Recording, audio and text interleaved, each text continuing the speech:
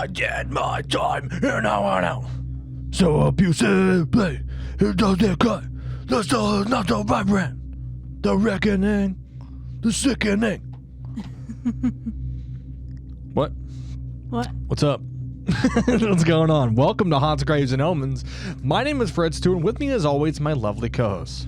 Hello, it's me. It's Taylor. Hello, Tay. Hello. And with us, running cameras and sound, is Marty Cowick.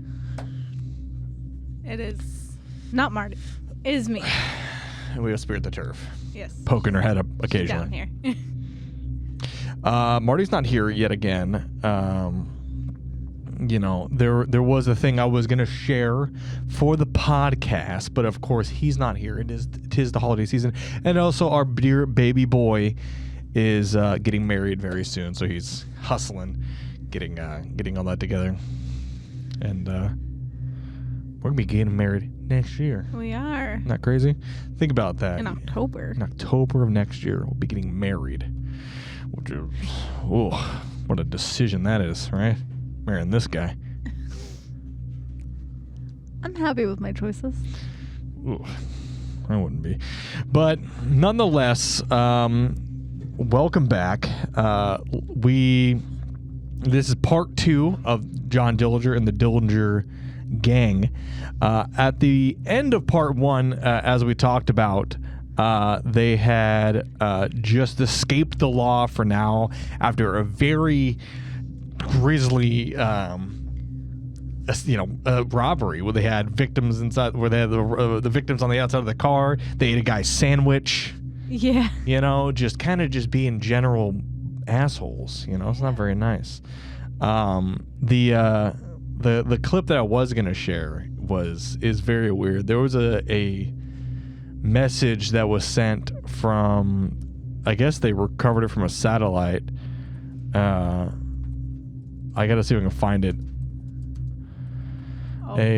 It was a. This is a satellite. I wish I could spell. Also, this computer is very slow. I gotta get a new one. But yeah, it was there was a message that was sent. They recovered or whatever, was saying something along the lines of like, "Be not afraid, for we are amongst you. We've always been here." Things like that. I'll see if I can find it real quick. It was fucking weird. That's terrifying. It was really weird, and I did not enjoy it in the slightest. I just remember it being very, very, very creepy. Yeah. And I was hearing about it. I'm gonna see if I can find it real quick. I do apologize. Yeah, it was captured on the 12th. But it said it would go broadcast break call sign Verde break 1.6877 repeating gigahertz break. I will help you. I will uphold you with my victorious right hand. Do not be afraid, for I bring you good tidings of great joy, for which will be to all people. Be not afraid. We are peaceful. And this at 75617274, and then it would go on and read more things. Apparently that just like puts coordinates like somewhere in like the middle of Utah or something like that. There's a set of coordinates that's connected to. It's just in the middle of nowhere. Oh. And it goes on and on and on, but there's other weird like hammer or other weird things that go along with that. Yeah. That. Let's see. That's fucking. Let's see. I gotta find it from satellite. It's really. I'm so sorry. This is like totally bum, but see now I can't find my thing for it, which is really weird. But it yeah, it just basically was just, it gave like a date and then a time as well for somewhere in the middle of nowhere. Oh, that's fucking weird. Yeah, it's not great. Do you remember what the date was? I think it's either the day before Christmas or just after Christmas. Oh. It's something like that, but super fucking creepy, and I hate it. Yeah, that gives me. Ooh. But getting back on topic, like I said, we had just talked about the gang dropping nails onto the highway as they fled. They released Miss Clark, who Babyface Nelson grabbed her meat and threw it on the ground. Yeah. Miss Graham obviously was one of the last to leave as well, and he winked at Miss Clark, being a dirtbag. Yeah. And as for them, they had just escaped by that point. Yeah. Right. So the gang then heads back to St. Paul. Green showed up at Pat Riley's, a 27-year-old fringe gang member, husband and father, also a bartender at St. Paul's Green Lantern, which was the kind of club I was kind of talking about originally, that they were kind of funding, kind of being a little back alley thing. Yeah. I believe I talked about that last episode, but asking him if he knew where Dr. Nels Mortison's home is in St. Paul, requesting that he accompany him to see the doctor. Riley later stated to agents that at the time, Eddie Green was driving a Hudson and Dillinger and Hamilton were in the back seat, that both individuals had gunshot wounds to the shoulders that we talked about. Yeah. And that Dillinger appeared to be nauseated and slightly dizzy, probably because he got shot with dizzy bullets. Dizzy bullets? Yes, dizzy bullets. What the fuck are those? It's bullets that make you dizzy. I don't know, man. All four proceeded to Morrison's home at 2252 Fairmount Avenue in St. Paul, arriving just after midnight. Mortison's answered the call to in his night clothes. He examined both men, probing the wounds. He was probably doing something along the lines of like, "Does this hurt? Does this? Yeah, is this, it fucking hurts. Yeah, no. If I just push the bullet out, still hurts. If I just squeeze really hard on the bullet wound, Yeah. Probably not, but it's funny to think of that, of him just being like, he's like, "Does this hurt?" Sticks like a fucking pen in there, and he's like, "Yes, Morton, doctor, that fucking hurts." Still fucking hurts. And it's like, all right, then don't put pens in there. It's like, well, fuck it, put pens in there. You put pens in there. I didn't do that. Yeah. But Doc told him that the wounds weren't serious and that he didn't have his medical bag there at the time. He asked them if they had any liquor. They replied in the affirmative. He instructed them to go home, take a stiff drink, and return to his office the next day. They didn't appear. The four returned to Green's car and drove to the intersection of Snelling and Selby, where Green gave Riley a $5 bill and let him out of the car. Riley said that he hailed a blue and white taxi and then returned home. Eddie Green was later questioned by the FBI and gave the names of the two doctors to them while in critical state in the hospital, but that's a little, further in the future. Yeah. Preceding the events of the Mason City, Iowa robbery, John Dillinger and his crew reached for safety at the little Bohemia Lodge located in northern Wisconsin. The owner grew suspicious after seeing the behavior of the group of men, tipped the FBI off. Oh. 3 agents of the FBI positioned themselves about the cabin and waited. They probably played like patty cake, little jump rope. They had one of those like little metal puzzles, you gotta like slide it and like it unlocks. And there's always one agent who's like, fuck, get it, freaking out in the back. But eventually, the agents opened fire on the lodge towards the gangsters, and Dillinger and his crew decided to flee through the woods after briefly returning fire. And just like that, they escaped, no casualties. But prior to that, on Tuesday, March 20th, 1934, Dillinger, Frechette, Yeah. Keep saying Frechette. And Frechette relocated to the Lincoln Court Apartments in St. Paul, Minnesota, using their aliases Mr. and Mrs. Carl T. Hellman. Commissioner Carl T. Hellman here. Daisy Coffey, the landlord, testified at Frechette's trial. She spent most evenings during Dillinger's stay observing what was happening. On March 30th, Coffey went to the FBI St. Paul field office to file a report, including information about the couple's new Hudson sedan parked in the garage behind the apartment, which, coincidentally is what we just talked about. Yeah. He was in the very same vehicle. Excuse me while I... Taking sips. Yeah. Well, man, I should have put that in the fridge. As a result of Coffey's tip, the building was surveilled by 2 agents, Rufus Coulter and Rusty Knowles. Rusty Knowles? Rusty Knowles. Okay. That's a name. Rufus and Rusty are on the case. I'm Detective. I'm Special Agent Rufus. I'm Special Agent Rusty. Yuck. God. Those are dog names if I've ever heard dog names. Rusty and Rufus. Yeah, no, they're great. They're certainly names. I will say there's certainly names. That night they saw nothing unusual, mainly because the blinds were drawn. Surprise, surprise. They go, I don't know why it's so dark on the inside. I guess they must not have any windows on this house. I'm sure these special agents were very smart, but you know. You never know. You never know. You never know. Never know. The next morning at approximately 10:15 a.m., Knowles circled around the block looking for the Hudson, but observed nothing. He parked first on Lincoln Avenue, the north side of the apartments, then on the west side of Lexington Avenue at the northwest corner of Lexington and Lincoln, and remained in his car while watching Coulter and St. Paul Police Detective Henry Cummings pull up, park, and enter the building. Guess you could really say Henry was coming. Henry was coming in the building. Gross. 'Cause I hate crime. Detective, your pants are wet. And he goes, I know. 10 minutes later, by Knowles' estimate, Van Meter, not a meter of vans, but the infamous bank robber, parked a green Ford Coupe on the north side of the apartment building. Meanwhile, Coulter and Cummings knocked on the door of apartment 303. Frechette answered, opening the door about 2 to 3 inches.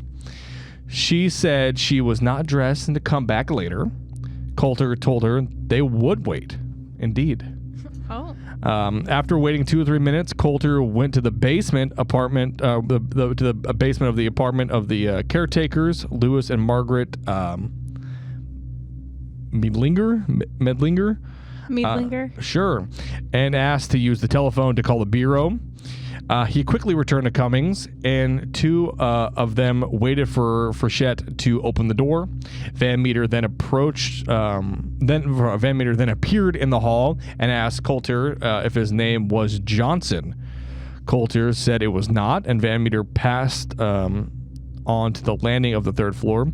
Coulter asked for his name. Van Meter replied, "I'm a soap salesman." It's not really a name. That's also a really bad name. That's, no, not a name. My family named me, I'm a soap salesman, Van Meter. God damn it. You fucking commie. I'm a soap salesman. Get down here right now and pick up your toys. I'm sorry, what's your name? I'm a soap salesman. That doesn't really seem like a name to me. That's my name. Right, Born with it. That seems like a job profession. I'm born with it. All right. Sure. Of course, the agents go like, "Hey, where are your samples at for your soaps that you're selling door to door like a psychopath?" And that's actually what I do. I sell soaps door to door. I don't actually work as a dog groomer. I've been lying to you. I fucking knew it, dude. You knew you were dating a psychopath? Yes. Yes, I knew that already.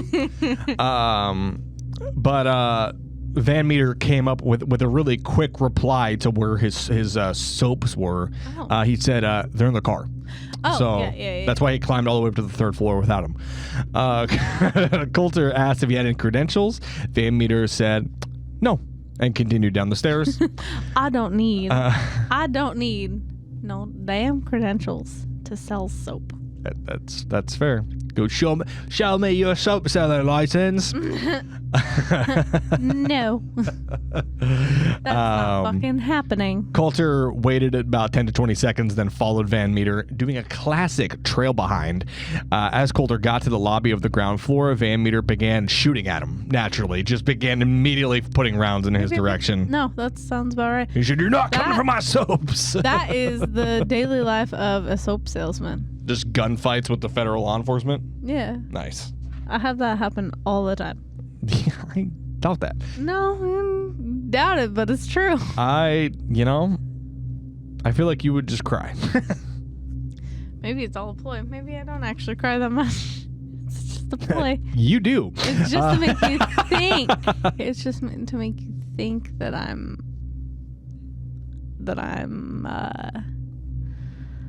sensitive.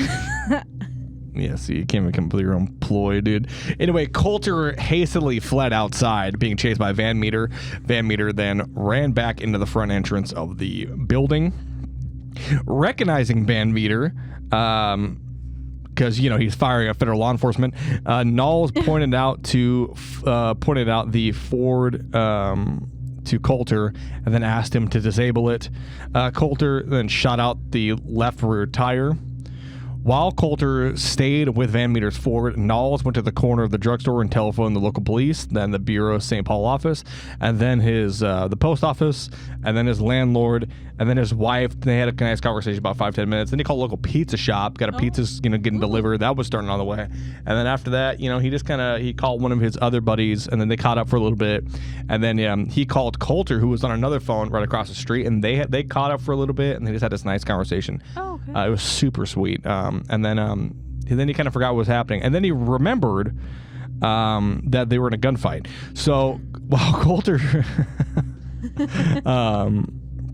anyway, he did call this. He called the office and all that, but he could not get through because the lines were busy. Both lines for both the department and the St. Paul office are busy. Van Meter, meanwhile, escaped by hopping on a passing coal truck. That's true. That's like movie shit. That's like how they get away in the movies where he like 7 days and just disappears and they're like, oh. well, I was thinking how in movies you got cops chasing whoever. Yes. You never gonna give me copper, and they grab onto something and take off. And there's always some score and they're like cars are chasing them and they're holding onto the back, sliding around. Yeah. Grabbing onto the back of a garbage truck or something. Yeah. Except this is just a truck full of coal. Well, they got their idea from somewhere. All that coal is going to fucking John Dillinger. This is coming out the day before Christmas, by the way. Merry Crisis to all of you. Merry Chrysler. Merry Crisis. Anyway, Frechette, in her harboring trial testimony, said that she told Dillinger the police had shown up to speak to Cummings. Upon hearing Van Meter firing at Coulter, Dillinger began shooting through the door with a Thompson submachine gun, sending Cummings scrambling for cover, which is fucking terrifying. Yeah. You're just oh my God, there's a lot of stuff happening down there, and all of a sudden it's just a bunch of rounds ripped through the door in front of you. Dillinger then stepped out and fired another burst at Cummings. Cummings shot back with a revolver, but quickly ran out of ammunition. He hit Dillinger in the left calf with one of his 5 shots, which fucking ow. Yeah. He then hastily retreated down the stairs to the front entrance. Once Cummings retreated, Dillinger and Frechette hurried down the stairs, exited the back door, and drove away in the Hudson. Oh. Long gone. Well, for now. It'd be like that. For now. For now. For now. After the shootout, Dillinger and Frechette drove to Eddie Green's apartments in Minneapolis. Green telephoned his associate, Dr. Clayton E. May, at his office at 712 Masonic Temple in downtown Minneapolis. That's certainly a street. That is a street. With Green and his wife, Beth Frechette, following in Green's car, the doctor drove Dillinger to an apartment belonging to Augusta Salt, who had been providing nursing services in a bed for May's illicit patients for several years by that point. So patients he could not risk, putting in his regular office. Yeah. May treated Dillinger's wounds with antiseptics. Green visited Dillinger on Monday, April 2nd, just hours before Green would be fatally wounded by the FBI in St. Paul. Oh. Which I'm sure we'll get to. Yeah. It's been over a week since I wrote this. I don't remember. Dillinger, what the fuck? Convalesced. Yeah, I guess. Dillinger convalesced at Dr. May's for 5 days until Wednesday, April 4th. Dr. May was promised $500 for his services, but received nothing. Oh. You receive nothing, doctor. Oh. He's fine. Yeah. After the events in Minneapolis, Dillinger and Frechette traveled to Mooresville to visit Dillinger's father, which I'm sure was a good, wholesome meeting. A little reunion. Yeah. Hey, Dad. We've shot a lot of people. Shot at a lot of people. I've also shot a couple of people, but killed one. It's been a busy couple months. Sorry, I haven't been calling much. I've just been busy. Been busy shooting rounds through doors at federal agents. Robbing banks. On Friday, April 6, 1934, it was basically spent contacting family members, particularly his half-brother, Hubert Dillinger. Hubert Dillinger. On April 6, Hubert and Dillinger left Mooresville at about 8 p.m., proceeded to Leipzig, Ohio, approximately 210 miles away, to see Joseph and Lena Pierpoint, parents of Prohibition-era gangster Harry Pierpoint. Oh. The Pierpoints were not home at the time, so the two headed back to Mooresville around midnight. They drove 210 miles where, like, nobody's home, and they drove 210 miles back. Ouch. Awful. That sucks. I think a phone call would have been better, but on just wait. They didn't just be like, maybe we'll wait for like half an hour, see if they pop up. No. On April 7th at approximately 3:30 a.m., they rammed a car driven by Mr. and Mrs. Joseph Manning near Noblesville, Indiana. After Hubert fell asleep behind the wheel, they crashed through a farm fence and about 200 feet into the woods. Oh, jeez. Both men made it back to the Mooresville farm. Swarms of police showed up after the accident scene within hours. Found in the car were maps, a sudden machine gun magazine, a length of rope, and a bullwhip. Oh. Which... Not where I expected I don't know. To go. I don't really understand because that doesn't come into play at any other point. We know why it was there. Yeah. They're just... He's like, fucking whip me. Otherwise, I'll fall asleep as I drive. And then someone else fell asleep. They fell asleep. According to Hubert, his brother planned to pay a visit with the bullwhip to his former one-armed shyster lawyer at Crown Point, Joseph Ryan, who had run off with his retainer after being replaced by Louis Piquet. Oh. So he went to go fuck up his lawyer with the bullwhip and then forgot. At about 10:30 a.m. on April 7th, Billy, Hubert, and Hubert's wife purchased a black four-door Ford V8, registering in the name of Mrs. Fred Penfield, which was Miss Frechette. Frechette. At 2:30 p.m., Billy and Hubert picked up the V8 and returned to Mooresville. Always get new cars, man. Snappy new cars. Yeah. On Sunday, April 8th, the Dillingers enjoyed a family picnic while the FBI had the farm under surveillance nearby. Of course. Later in the afternoon, suspecting they were being watched by agents, which were agents J.L. Garrity and T.L. Dongan? Sure, man. Those are fucking... People got some weird names. Were cruising by in the vicinity in their car. The group left in separate cars.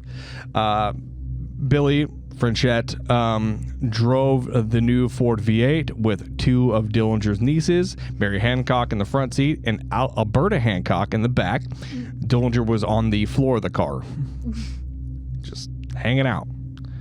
Hey, Uncle, what are you doing down there? I'm a fucking hide from the fucking police. They're gonna kill me. The police are coming to kill me. Oh. Probably. Can we maybe stop and get ice cream and something? Yes. Okay. Obviously, he's just in the back. And they're like, hey, what do you want? He's just, get pistachio almond. It's like, I think he said Rocky Road. It's like, that's what I said. Like, you should get out. You should get out and make up your fucking mind. Like, Rocky Road's fine. Like, all right. Eventually, Norman, during the eventually Norman, driving the V8, proceeded with Dillinger and Billy to Chicago, where they then separated from Norman. They'd all just kind of dissipated. Well, No. at least out of the two. Into two separate groups. The next afternoon, Monday, April 9th, Dillinger had an appointment at a tavern at 416 North State Street. Sensing trouble, Frenchette went first.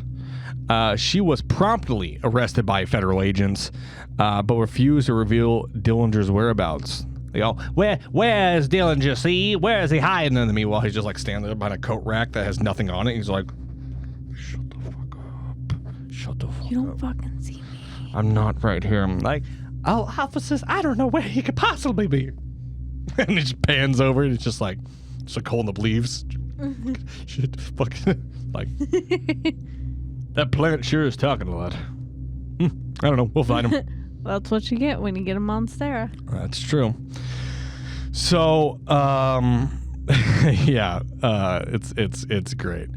Dillinger was waiting in his car outside in reality, then drove off unnoticed. Of course. Yeah. Wow. The two never saw each other ever again. Oh my god. Ever again. Wild. Yeah. He went, damn, that looks like it sucks. Drive.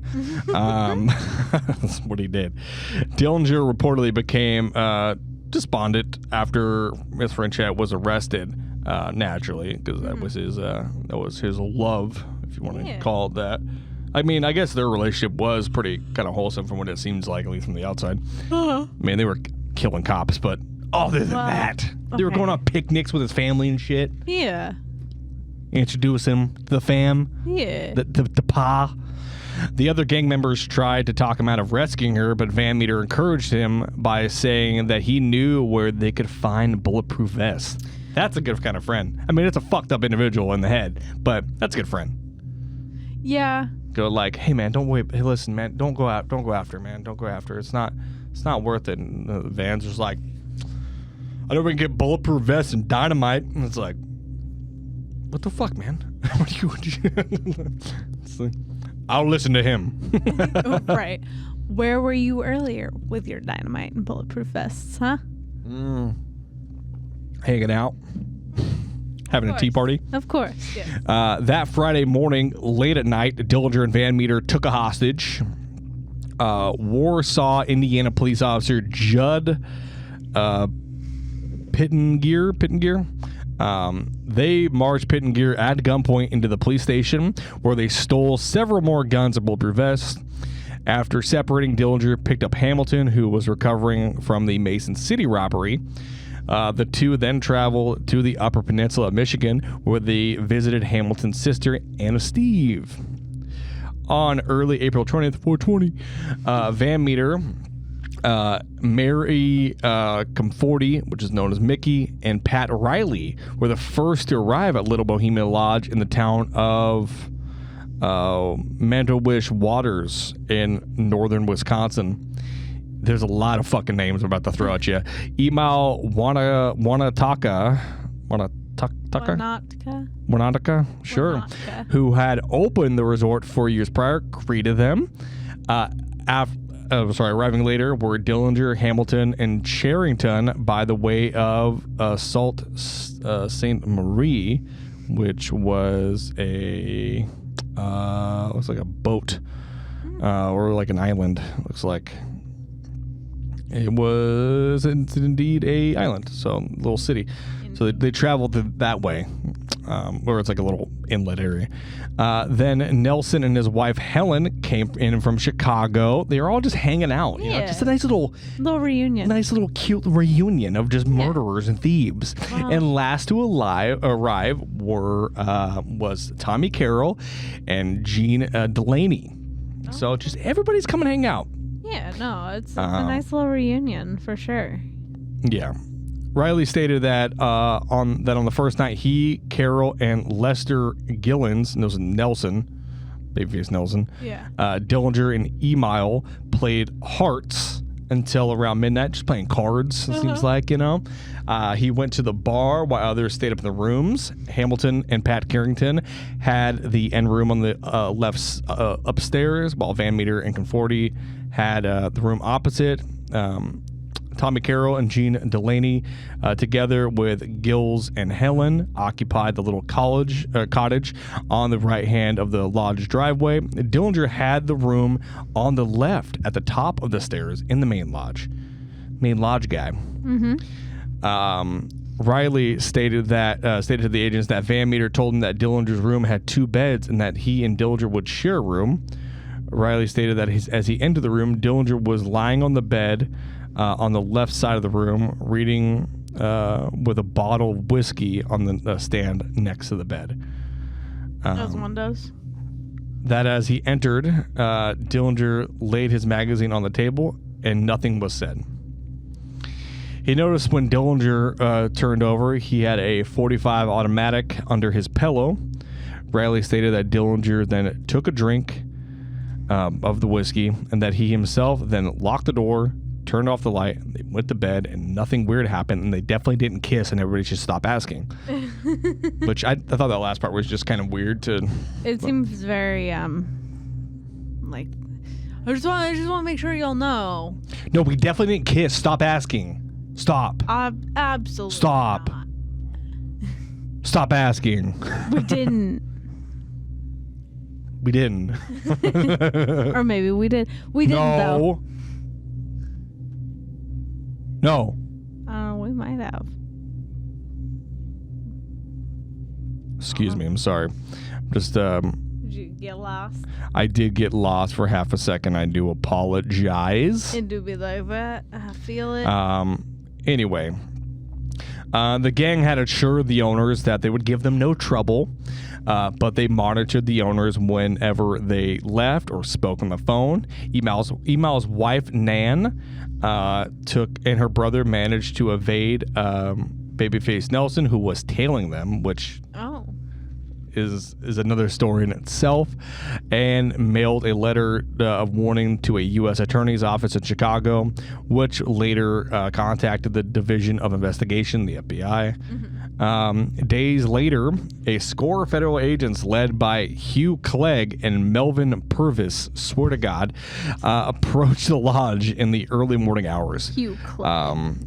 2 barking watchdogs announced their arrival, but the gang was so used to Nan's dogs that they did not bother to inspect the disturbance. It was only after the federal agents mistakenly shot a local resident and 2 innocent civilian Conservation Corps workers as they were about to drive away in a car that the Dillinger gang was alerted to the presence of the FBI. The FBI has been killing civilians since before they even started.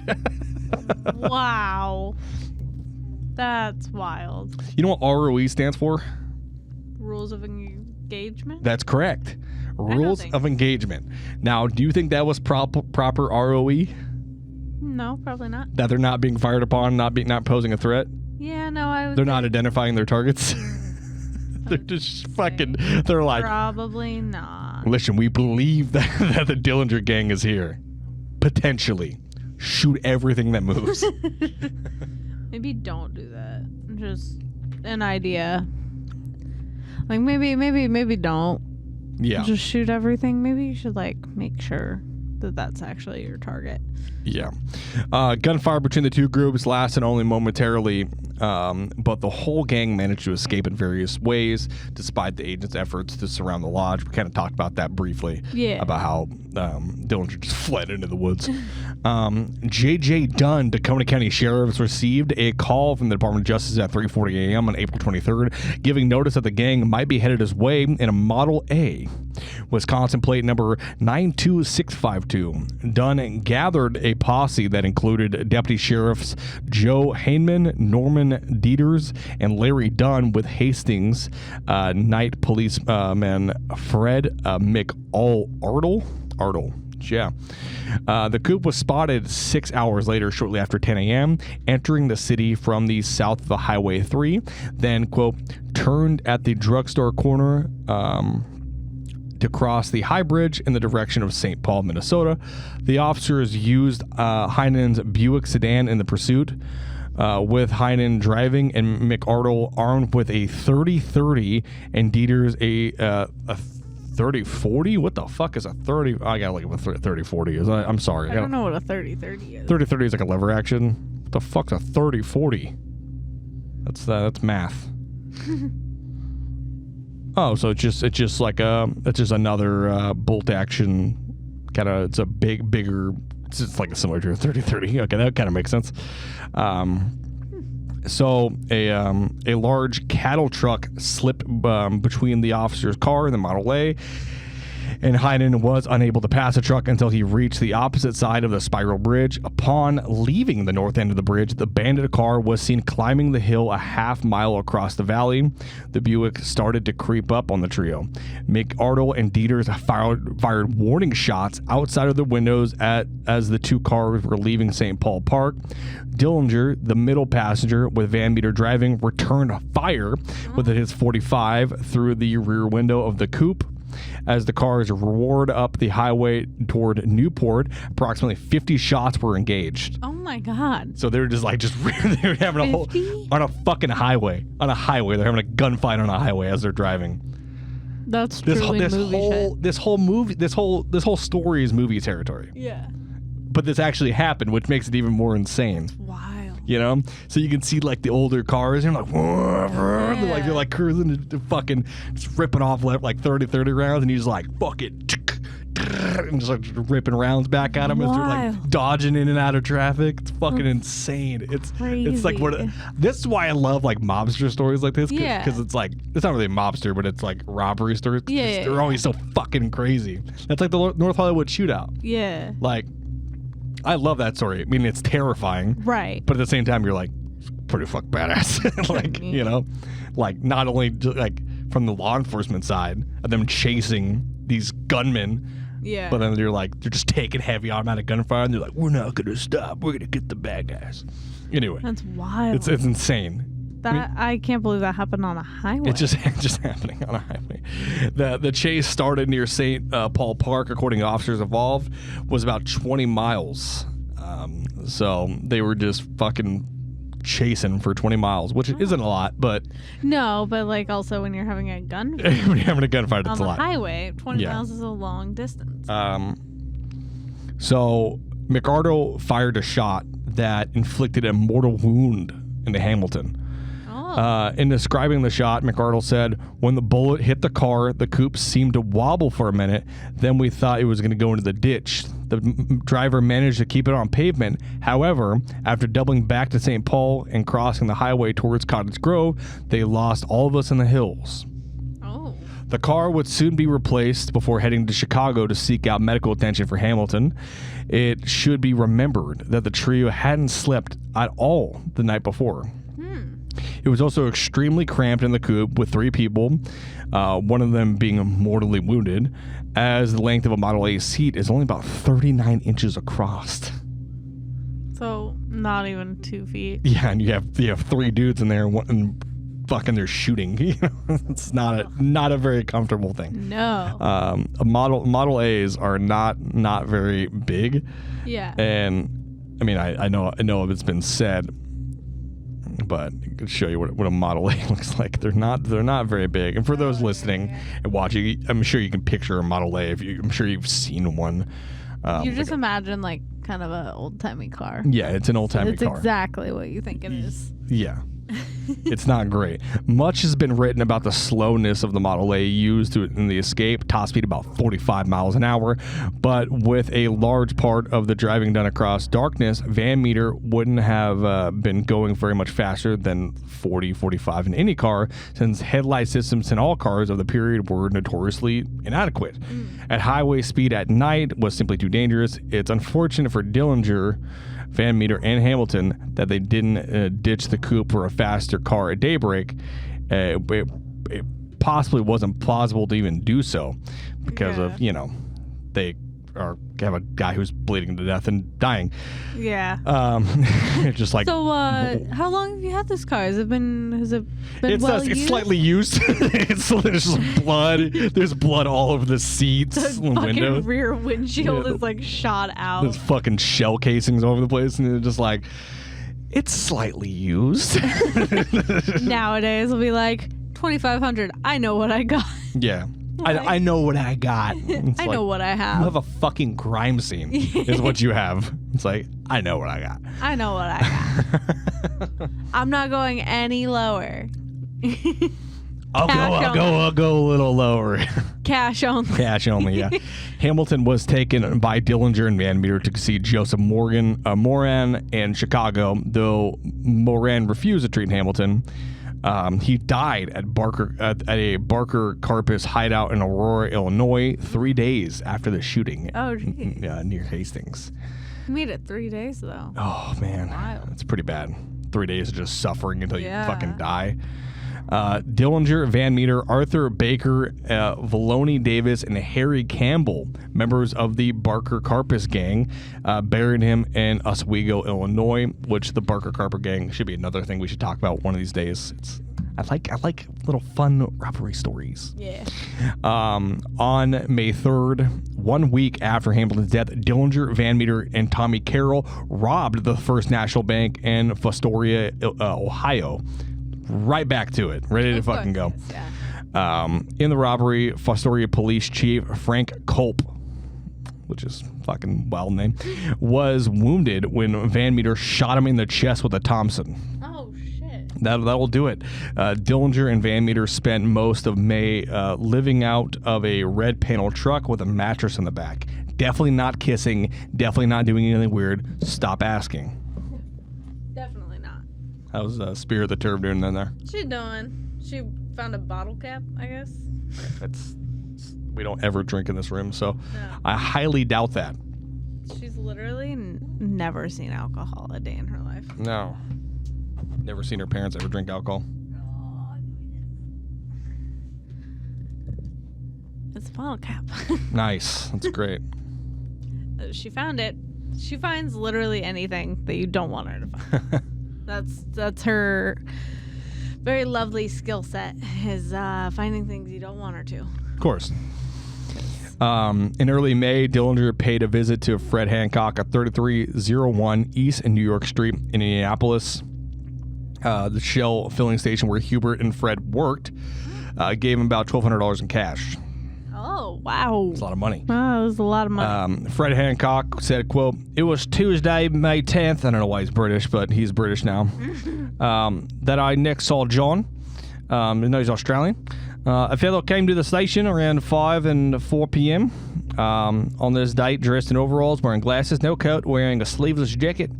He was unshaven, and this party stood by the kerosene drum.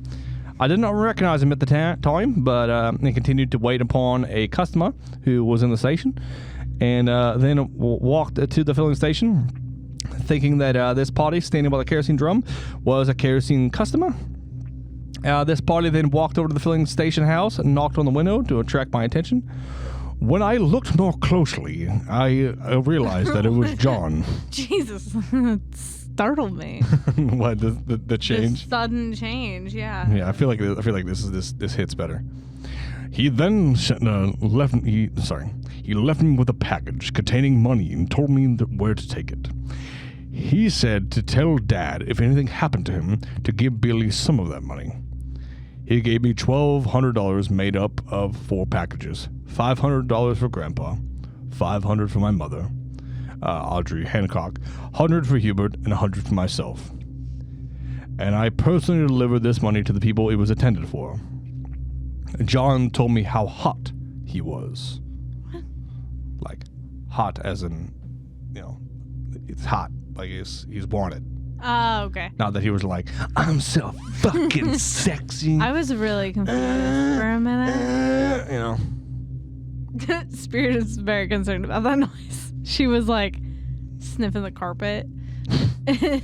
And you made that noise, and she just was like looking at the carpet like.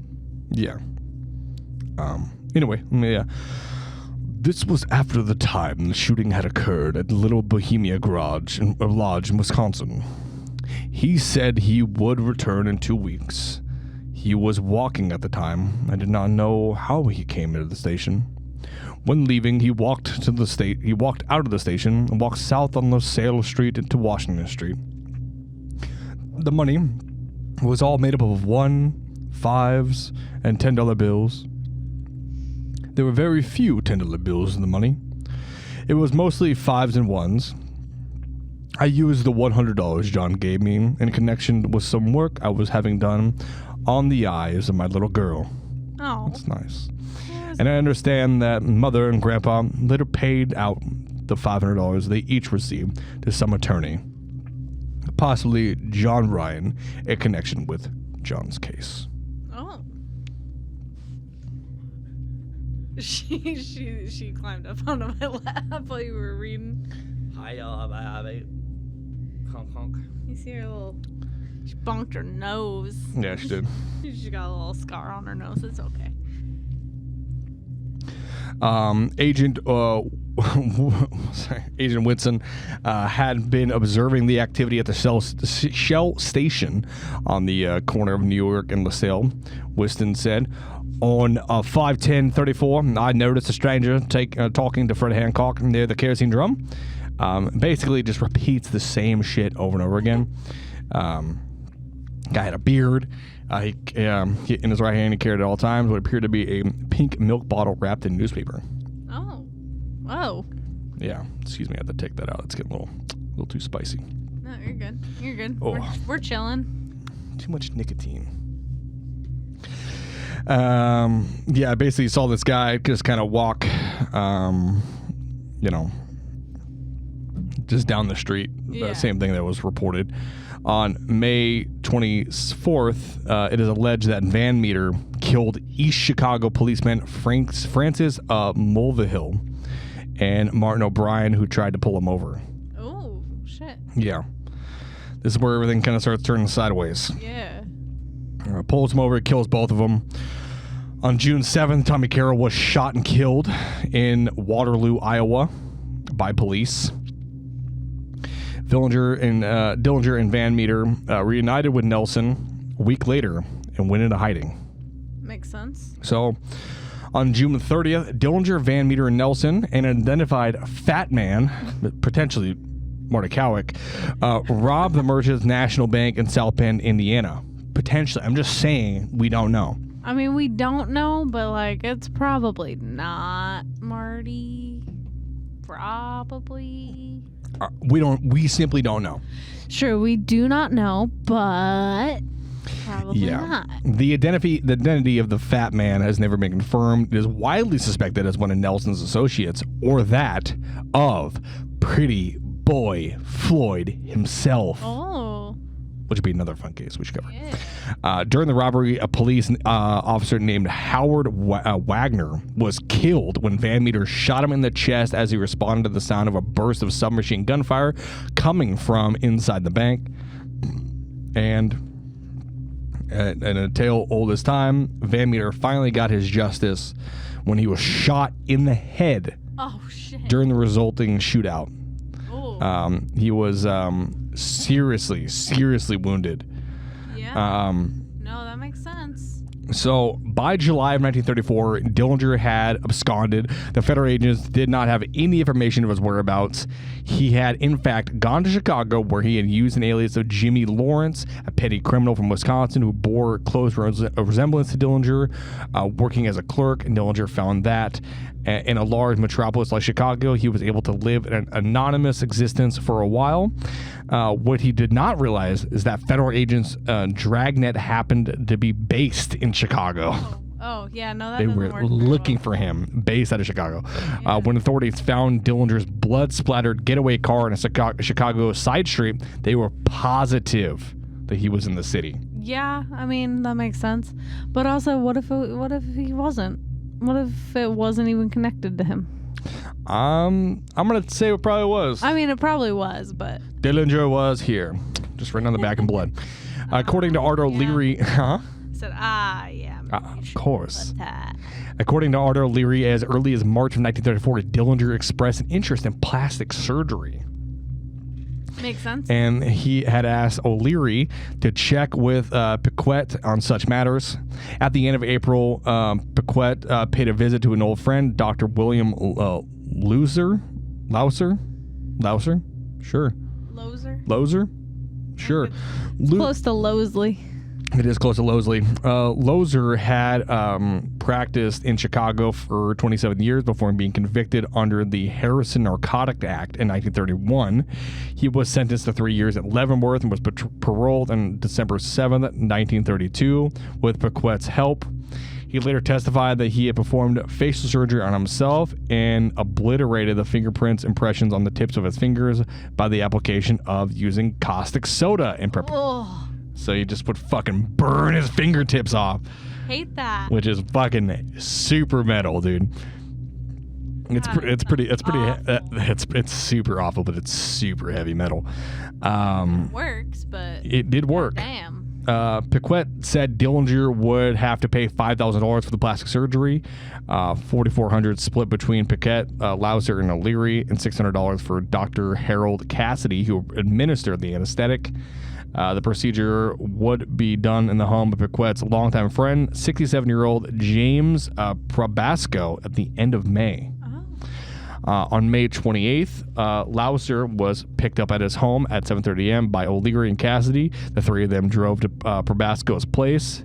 Dillinger chose to have a general anesthetic.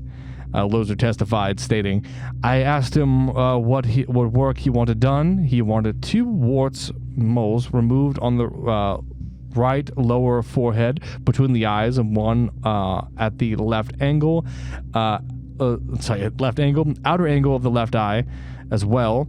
Wanted a depression of the nose filled in, a scar at a large one to the left side of the median line of the upper lip, exercise, wanted his dimples removed, and wanted the angle of his mouth drawn up. He didn't say anything about the fingers that day to me." Yeah, because he just took care of it. He said, "Fuck me up, fam." That's what he said. He said, "Just start cutting shit out, placing it with something else." Cassidy administered an overdose of ether, which caused Dillinger to suffocate. Oh, shit. Which is not great. He began to turn blue and then stop breathing. Louser pulled Dillinger's tongue out of his mouth with a pair of forceps, at the same time forcing both elbows into his ribs. Dillinger gasped and resumed breathing. Not a great start to the surgery. The procedure continued with only local anesthetic. Louser removed several moles from Dillinger's forehead, made an incision on his nose, and an incision in his chin, and tied back both cheeks. Give him a little facelift. Looks good. Well, I mean, he was trying to make himself look a little different, so it makes sense. Yes, it does. Louser met with Paquette again on Saturday, June 2nd, with Paquette saying that more work was needed on Dillinger and that Van Meter now wanted some work done on him. Also, both now wanted work done on their fingertips. The price of the fingertip procedure would be $500 per hand or $100 a finger. Louser used a mixture of nitric and hydrochloric acid to burn off those fingertips, which is fucking crazy. I hate everything about that. It's pretty bad. I hate that. Also, I like that it says $500 a hand or $100 a finger. As if there's any difference. In case you are missing a finger, I guess. Yeah, that's true. That's fair. Louser met with Art O'Leary the next night at Clark and Wright at 8:30 p.m. They once again drove to Probasco's. Present this evening were Dillinger, Van Meter, Probasco, Paquette, Cassidy, and Peggy Doyle, Probasco's girlfriend. Oh. She's just hanging out. She's just vibing. Louser testified that he worked for only about 30 minutes before O'Leary and Paquette left. In his testimony, he said, "Cassidy and I worked on Dillinger and Van Meter simultaneously on June 3rd. While the work was being done, Dillinger and Van Meter changed off. The work could be done while the patient was sitting up. The patient was in the sitting room. The work that the work that had been done while the man was lying down. The patient was on the couch in the bedroom. they were changed back and forth according to the work that was being done. The hands were sterilized, made with antiseptic, aseptic with antiseptics throughout, thoroughly washed with soap water, and used sterile gauze afterward to keep them clean. Professionals. Yeah. Next, cutting instrument, the knife was used to expose the lower skin. In other words, take off the epidermis and expose the derma. Then alternately, the acid and alkaloid was applied as was necessary to produce the desired results. Ugh. So fucking sizzle that shit off. Sizzle it off a little bit more. I hate everything about it. It's pretty bad. Minor work was done 2 nights later on Tuesday, June 5th. Lauser made some small corrections, first on Van Meter, then Dillinger. Lauser stated, a man came in before I left, who I found out later was Babyface Nelson. He came in with a drum of machine gun bullets under his arm, threw them on the bed or the couch in the bedroom, then started to talk with Van Meter. The 2 men then monitored Dillinger to motioned Dillinger to come over, and the 3 went back into the kitchen. So Peggy Doyle, obviously, she eventually got picked up by FBI, and she also testified, stating Dillinger and Van Meter resided at Probasco's home until the last week of June 1934, that on some occasions they would be away for a day or 2, sometimes leaving separately, on other occasions together. That at this time, Van Meter usually parked his car in the rear of Probasco's residence outside the back fence. That she gathered that Dillinger was keeping the company with a young woman who lived on the north side of Chicago. Let's see. Dillinger. She heard from him warning Dillinger to be careful about striking up acquaintances with girls he knew nothing about. That Dillinger and Van Meter usually kept a machine gun in open case under the piano in the parlor, and they also had a shotgun under the parlor table. So they were fucking packing rounds out the booty. They had some heat. They had some heat underneath them. So to kind of jump forward a little bit, you know, these 2 guys are like, hey, Probasco kind of goes like, he was kind of afraid to have these guys around. Just did not like having these guys around because, you know, they're fucking killers and they're Makes terrifying. Sense. Makes a lot of sense. And on Tuesday, June 4th, agents arrested Dr. Loser at 112 South Harvey Oak Park, Illinois. O'Leary returned from a family fishing trip on July 24th, the day of Lauser's arrest, and had read in the newspapers that the Department of Justice was looking for 2 doctors and another man in a connection with some plastic surgery had been done on Dillinger. O'Leary left Chicago immediately, but returned 2 weeks later. Learned that Lauser and others had been arrested. Telephone Paquette, who assured him everything was all right, and then left again. He returned from St. Louis on August 25th, and then he was taken into custody. Oh, shit. So Didn't quite work so well. The doctors have been caught, but those 3 scums are still alive. Well, I mean, it makes sense, though. The doctors were not expecting to have to be so sneaky. Oh, yeah. On Friday, July 27th, Probasco fell to his death from the 19th floor of the Bankers Building in Chicago while in custody. He fell. Yeah, it's pretty sus. On Thursday, August 23rd, Homer Van Meter was indeed shot and killed in a dead-end alley in St. Paul by Tom Brown, former St. Paul police chief, then current Chief Frank Colin. Oh, shit. They fucking cornered him. They shot him dead. Honestly, that's the only way you're gonna get him.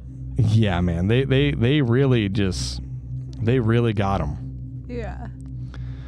So, Division of Investigations Chief at the time, Mr. J. Edgar Hoover, created a special task force headquartered in Chicago to locate Dillinger that we were talking about previously.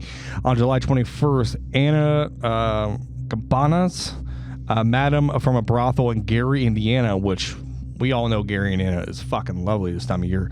Also known as the Woman in Red, contacted the FBI. She was a Romanian immigrant and threatened with a deportation for a low morale character, and offered agents information on Dillinger in exchange for the help of preventing her deportation.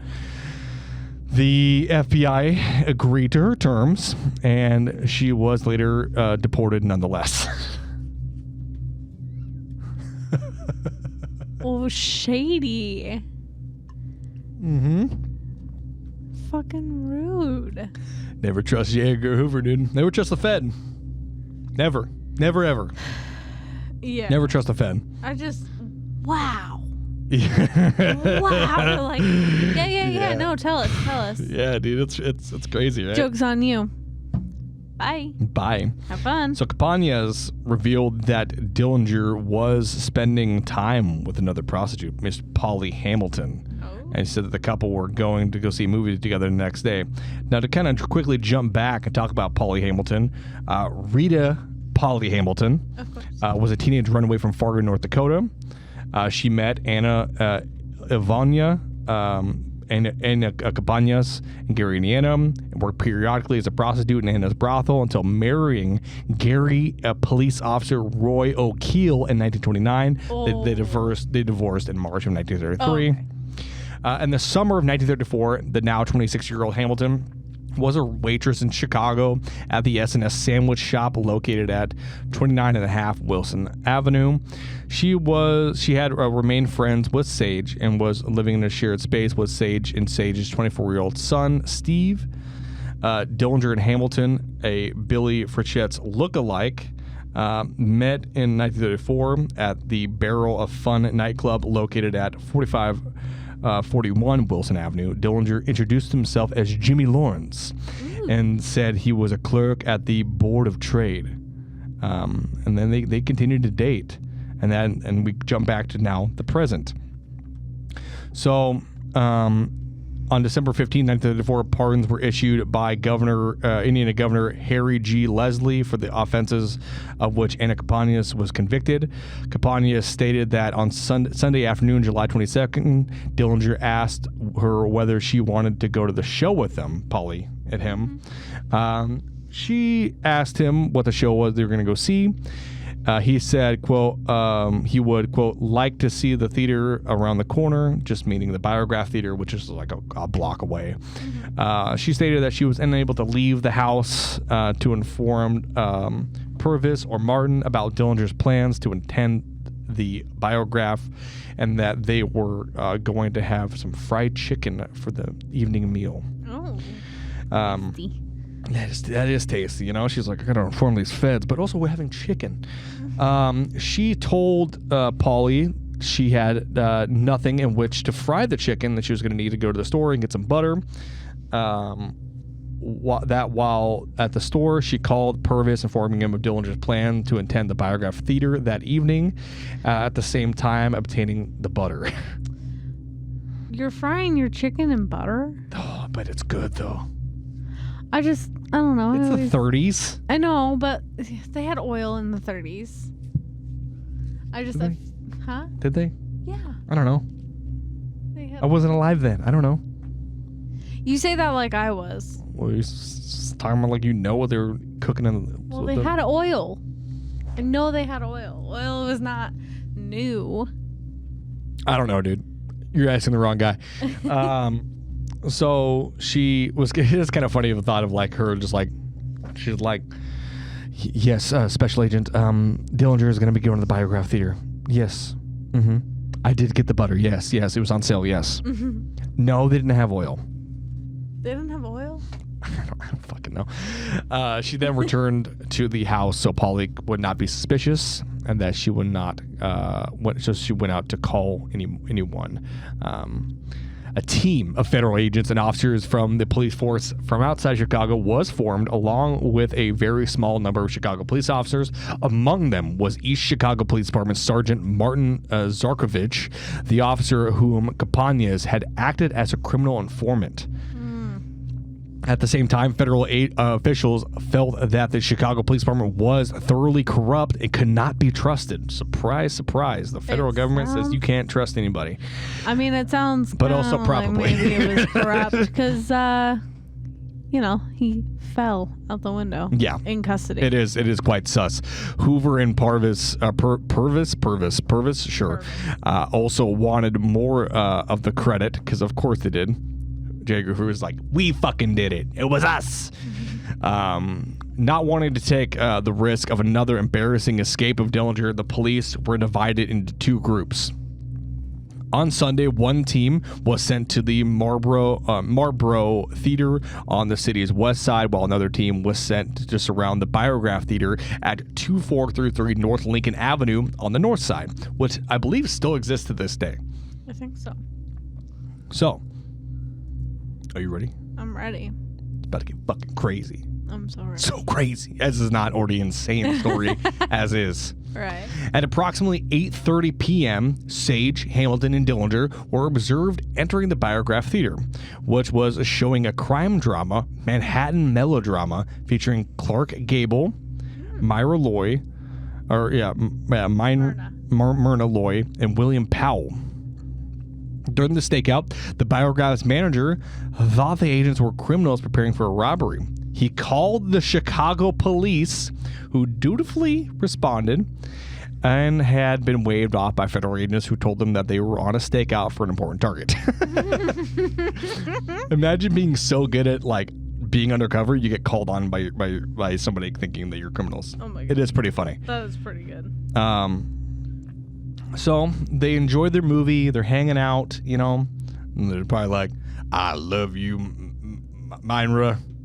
It's me, Clark Gable. I don't know how he sounded, but whatever. I love you, William. It's easier to say. When the movie ended, excuse me. You good? Yeah. Fucking something like a lash fell into my eye. When the movie ended, Purvis stood by the front door and signaled Dillinger's exit by lighting a cigar. He walks out, he lights a cigar. Both he and the other agents reported that Dillinger turned his head and looked directly at the agent as he walked by, glances across the street, then moves ahead of his female companions, reached into his pocket but failed to extract his gun, and ran into a nearby alley. Other agents stated Dillinger ignored a command to surrender, whipped out his gun, and headed for the alley. Agents already had the alley closed off. Oh, shit. So some say they were like, show us your hands, and some say he just fucking didn't say anything. He just was like fucking trying to get his gun out of his pocket.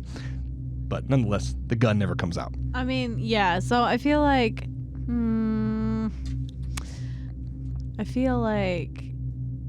he probably would have pegged them immediately. I mean, I assume these men literally just look like cops. Yeah, I mean, they're probably wearing 1930s style overcoats and shit, so Yeah. there was some feds, so they're probably wearing suits, Yeah. Um, So Dillinger's like, you look like a fucking narc. Yeah, this is the time before HRTs and stuff, so, they don't got none of that. Yeah. So 3 men pursued Dillinger into an alley and fired. Clarence Hurt shot twice, Charles Winstead shot 3 times, and Herman Hollis shot once. Dillinger was hit from bottom. Dillinger's at the bottom. Dillinger was hit and from behind and fell face first onto the ground. Oh, shit. Just fucking collapses. Done for. Dillinger was struck 4 times with 2 bullets grazing him and one causing a superficial wound to the right side. The fatal bullet entered through the back of his neck and severed the spinal cord, passing into his brain and exit just out under the right eye, severing 2 sets of veins and arteries. Wow. Just fucking rips through the back of his head, just kills him like that. That quick. That quick. Brutal. That's wild. Brutal way to die. Said, It's not working. And then the mouse is being weird. There you go. Funky. Yeah, that's everything's being funky. Fucking today. crazy, dude. That's wild. That's how Dillinger's life ends. is that he's like, fuck, and he starts running through an alley. He's trying to reach for a gun, but I don't know if they didn't really say that they knew that he had a gun in his pocket, but they probably assumed that he had a gun in his pocket. Yeah. And is that a gun in your pocket? You just happy to see me? It's a gun. Oh. But they don't really say that they like challenged him or anything like that. They don't really go like, show us your hands. They just fucking see him and just start just putting rounds into his body. I mean, just put him down. That doesn't really sound like I understand. I understand. I understand. I understand he's like a big flight risk and like all this shit, but at the same time, yeah, I don't know if I don't know. I don't feel like it technically follows the rules of engagement. Yeah. I don't know. They probably didn't have an ROE back then. But well, I know, but nonetheless, an ambulance was summoned, although it was soon apparent Dillinger had died from his gunshot wounds. He was officially pronounced dead at Alexan Brothers Hospital. According to investigators, Dillinger died without even saying a word. Probably because he took a fucking bullet to his fucking spinal cord. It came out the top of his, like, from his face. Yeah, that. Kind of hard to say something when you're going, just like choking on your own blood. They probably, honestly, it probably just was lights out. I don't think he even could even say anything if he wanted to. No, I think he was probably done. It was like, oh fuck, and then that's it. Then you're just done. You're just dead. Winston was later thought to have fired the fatal shot, and as a consequence received a personal letter. As a consequence of that, he actually received a letter of commendation from J. Edgar Hoover. So it was not a negative consequence, but J. Edgar Hoover was like, "Nice shot, kid," which is pretty J. Edgar Hoover thing. I could go on about J. Edgar Hoover. There's a lot of the shit, but two female bystanders, Teresa Paulus and Etta Neltalski, were wounded in the shooting. Dillinger bumped into Neltalski just as the shooting started. Neltalski was shot, but subsequently taken to Columbus Hospital. Dillinger was shot and killed by special agents on July 22nd, 1934 at approximately 10:40 p.m. According to New York Times reported that day, Dillinger's death came only 2 months after the deaths of fellow notorious criminals Bonnie and Clyde. Oh, God. I didn't... Yeah, 2 months. Isn't that crazy? I didn't... Yeah, it's weird how that works, right? You think they're different times, right? But they're right on top of each other. Time is a goddamn illusion. I don't... Yeah, the time span between like within like a decade of like 1924 to 1934 is just fucking anarchy in the United States. Yeah. It's gunfights and police chases. It's nuts. Sounds about right. There were reports of people dipping their handkerchiefs and skirts into the pool of blood that had formed as Dillinger lay in the alley as keepsakes. Why true crime now? Why true crime now? Why does everybody care about true crime now? Meanwhile, they're dipping their fucking skirts into the goddamn Why true crime now? Souvenir hunters madly dipped newspapers in the blood that was stained the pavement. Handkerchiefs were whipped out and used as a mop to mop up the blood. People love that shit. They got succulent blood. Dillinger's body was available for public display at the Cook County morgue. An estimated 15,000 people viewed the corpse over a day and a half. That's... I don't love that. It's not super awesome. Different time. Yeah. Different time. Yeah, I mean, to be fair, like... I came all the way from Sandusky, Ohio to go see Dillinger's body with a fucking hole in the face. To be fair, yeah. I mean, the whole reason, like, embalming was the thing is because Abe Lincoln was, like, carted around. It was true. They put him on a train. Yeah, carted him around on a... They fucking carted him around. I'm also pretty sure it was the same train that he, like, gave his, was it the Emancipation Proclamation? Yeah. Speech? I'm pretty sure it was the same fucking train. But, like... They're like, we'll just use that one. We'll use that train. But, like, that's wild, you know? Like, I know it's a different time, but it makes sense. Yeah. Sort of, in a way, I suppose, but I also am like, I don't love that happened. Yeah, you're going to be even more surprised that 15,000 people came and visited Dillinger's body. Yeah. That was over a day and a half. Right. Over a day and a half, 15,000 people showed up in a day and a half. Yeah. And we're like, huh. That's so weird to me. It is kind of weird. I mean, I get it. I would. kind of. Yeah.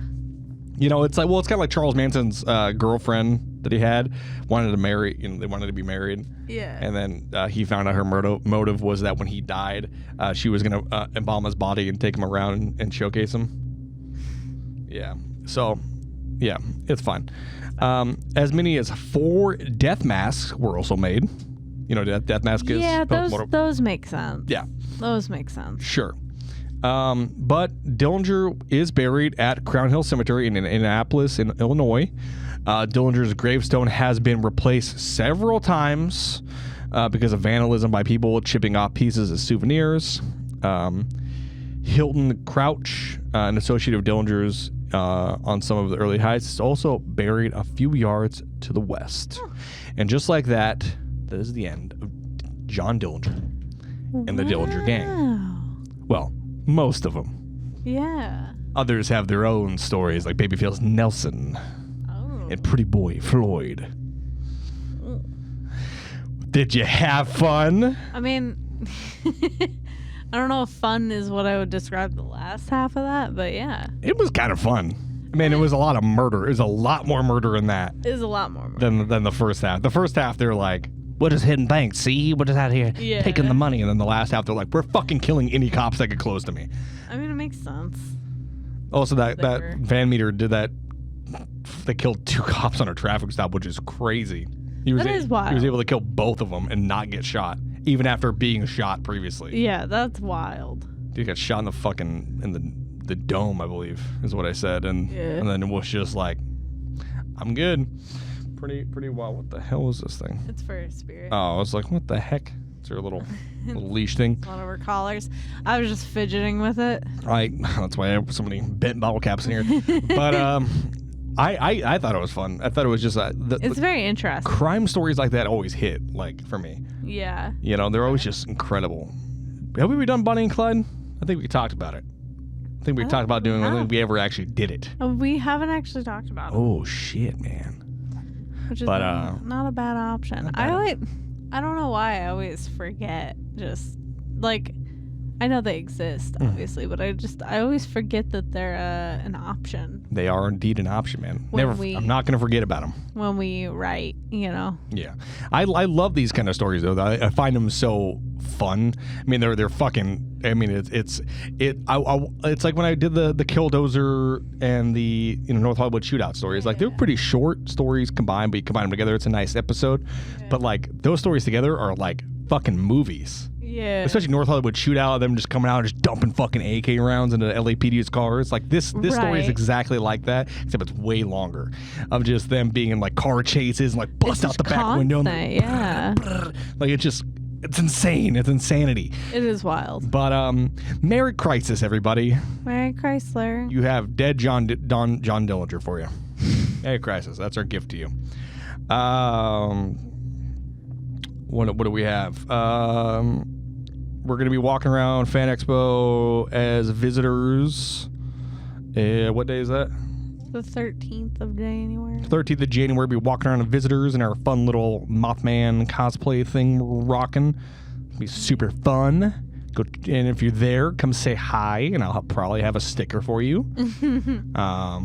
Yeah, man. And then after that, we're at the dog show. We're at the dog show. I'll be at the dog show all 4 days. You'll be there 2 days. You'll be there 2 days. You know, just come hang out. If for real though, if you're in the Portland area and you listen to this, and you know you're a fan of the show, you want to come say what's up. Come say what's up. Yeah. I'll be fucking weird with you. We'll make a little TikTok. We'll make a fun little bit. Be very, very goofy. If you have a story you want to tell us, email us at HGOPodcast@gmail.com. Were you John Dillinger? Were you John Dillinger? Did you have a romantic night in a lodge with your friend? Potentially. Allegedly. Unconfirmed but probable. Unconfirmed but probable. Yeah, for real. Email us at HGO Podcast. If you want to follow us on Instagram, TikTok, HGO Podcast. If you want to follow us on Facebook, Haunted Scares and Omens. You want to follow me on Instagram or Twitch, twitch.tv, or Instagram at iHauntTheHaunted. Tay. Hi. I was trying to wake up Spirit to see if I could get her up here. She's dead. Is she CB? She's out. So I'm not waking her up. You can follow me on Instagram and TikTok at Lunar Thrill. You can also follow Spirit on Spirit the Turv. Spirit the Turv. I would have her up here to say goodbye, but she's taking a nap, kicking things in her sleep. Yeah, and you can follow Marty at HGO Podcast.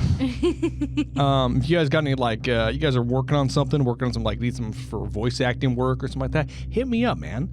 I'll come help you with your little project. You need some metal stuff, you let me know, dude. I'm fucking available. You build a HGO Podcast. Remember to stay spooky. Stay haunted. And Santa Claus is coming. He's coming. I thought you were gonna give more to that. He's coming. He's coming. Hold on. Santa Claus is coming to town. He's gonna drink your milk. Oh. Okay. Bye. Bye.